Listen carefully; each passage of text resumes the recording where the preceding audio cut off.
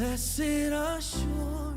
Hello, welcome back to my channel. This is day 51 of our Bible reading session, and the name of my channel is Spend Time with Our Father. Like I've always advised, it's nice to spend time with our Father at least once a day, either through prayer, through Bible reading, or through some sort of a Bible study. Right, so yesterday we have read the 10 Commandments. I hope you all have kept them in mind. So today we will be reading chapter 21, Exodus chapter 21. So let's get right into it. Before we go ahead, we will first read the verse of the day. Colossians chapter 3 verse 1. Since then you have been raised with Christ, set your hearts on things above, where Christ is seated at the right hand of God. Since then you have been raised with Christ, set your heart on things above. It really makes sense. I mean, all things here on earth are all temporary, right? So if we have our intentions on God, we know that our purpose is not for this temporary world, right? We know that our purpose is for life after death, right? So it's always advisable, or it's best that we set our hearts for things above rather than things on this temporary world, right? So this is the verse of the day. We will go right into reading the Bible. Exodus chapter 21. These are the laws you are to set before them. If you buy a Hebrew servant, he is to serve you for 6 years, but in the 7th year he shall go free without paying anything. If he comes alone, he is to go free alone. But if he has a wife when he comes, she is to go with him. If his master gives him a wife and she bears him sons or daughters, the woman and her children shall belong to her master, and only the man shall go free. But if the servant declares, I love my master and my wife and children, and do not want to go free, then his master must take him before the judges. He shall take him to the door or the doorpost and pierce his ear with an awl. Then he will be servant for his servant for his life. I don't know. It seems brutal, but the law is the law. But which I'm thankful that Jesus has come and died for us, so we don't have to go through all these brutal way of sacrifices, right? God just made things way much more easier for us, but we still find it very difficult to follow. Don't you think so?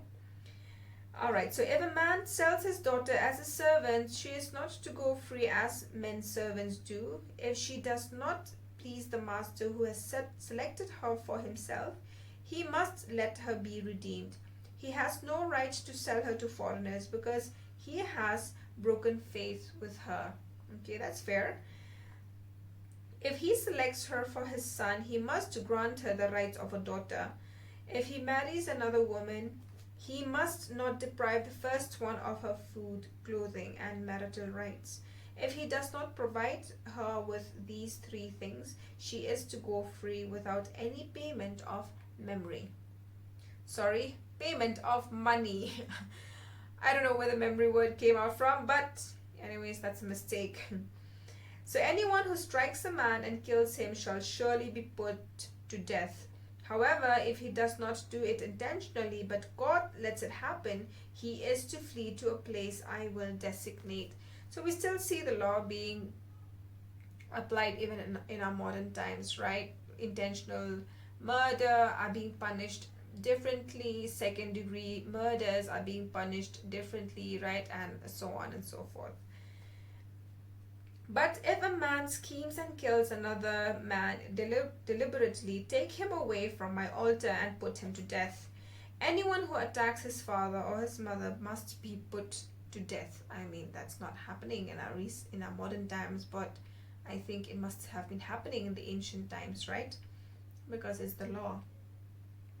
Anyone who kidnaps another and either sells him or still has him when he is caught must be put to death. If men quarrel and one hits the other with a stone or with his fist and he does not die but is confined to bed, The one who struck the blow will not be held responsible if the other gets up and walks around outside with his staff. However, he must pay the injured man for the loss of his time and see that he is completely healed. Okay, that's fair. If a man beats his male or female slave with a rod and the slave dies as a direct result, he must be punished, obviously. But he is not to be punished if the slave gets up after a day or two, since the slave is his property. Okay, that's quite sad. I'm grateful that that's not happening in the modern times. If men who are fighting hit a pregnant woman and she gives birth prematurely, but there is no serious injury, the offender must be fined whatever the woman's husband demands and the court allows. But if there is serious injury, you are to take his life for life. Oh, eye for an eye, right? So eye for eye, tooth for tooth, hand for hand, foot for foot, burn for burn, wound for wound, bruise for bruise. But after Jesus comes, all these are not considered anymore, right?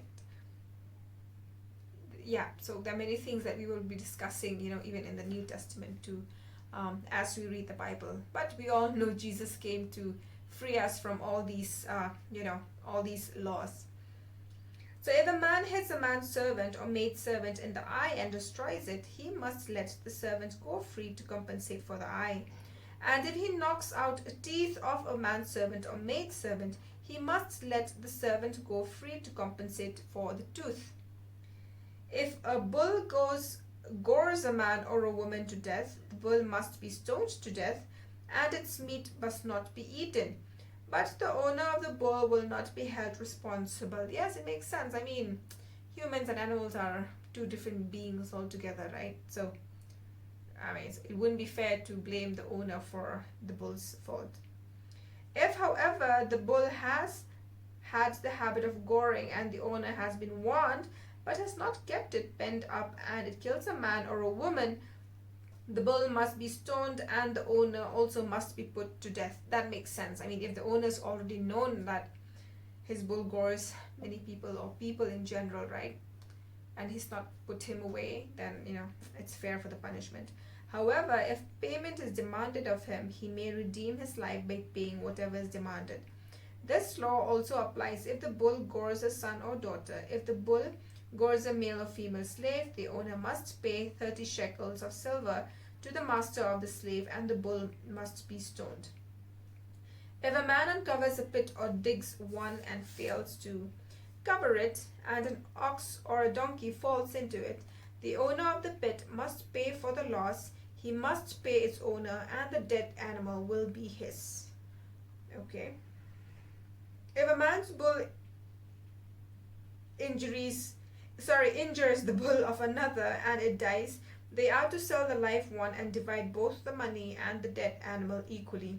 However, if it was known that the bull had the habit of goring, yet the owner did not keep it penned up, the owner must pay animal for animal, and the dead animal will be his.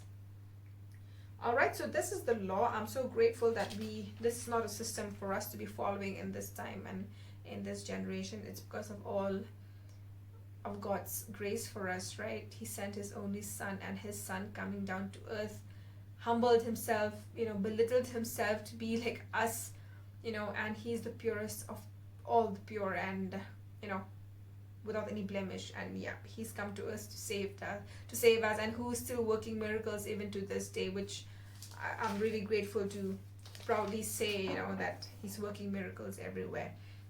Right, so this is chapter 21. Tomorrow we will continue with another chapter, Exodus chapter 22. I'm quite tired today. Where we will be talking about protection of property, then social responsibility, right? Those are the other laws as well. So please help, share, subscribe, also comment, and give me a feedback in the comment section. All right, and I hope I can meet you all again tomorrow. I hope we can meet again tomorrow, and you all have a good day, you all have a good night, and you all take care. Bye-bye.